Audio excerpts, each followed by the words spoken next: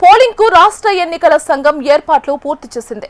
రాష్ట్ర వ్యాప్తంగా మొత్తం 564 మండలాల్లోని 12,723 గ్రామ పంచాయతీల్లో ఎన్నికలు జరగనున్నాయి. మొత్తం 1,66,48,496 ఓటర్లు ఉన్నారు. ఇందులో 81,38,937 మంది పురుషులు, 85,09,059 మంది మహిళా ఓటర్లు ఉన్నారు. పురుష ఓటర్ల కంటే మహిళా ఓటర్లు 3,70,000 అధికంగా ఉన్నారు. ఇతరులు 500 మంది ఉన్నారు.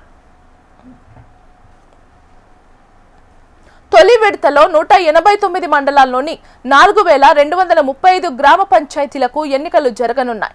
ఈ విడతలో మొత్తం 56,19,430 మంది ఓటర్లు ఉన్నారు. పురుషులు 27,41,070 మంది ఉండగా మహిళలు 28,78,159 మంది, ఇతరులు 201 మంది ఉన్నారు.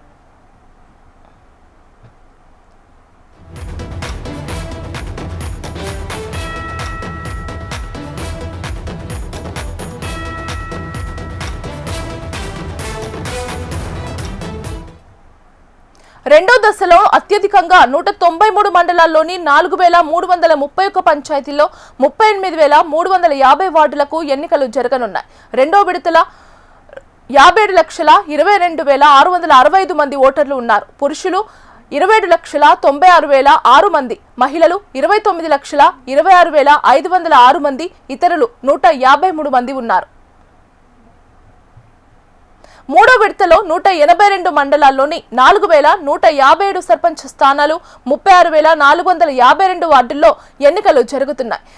53,06,401 మంది ఓటర్లు తమ తీర్పు ఇవ్వనున్నారు. పురుషులు 26,01,861 మంది, మహిళలు 27,04,394, ఇతరులు 146 మంది ఉన్నారు.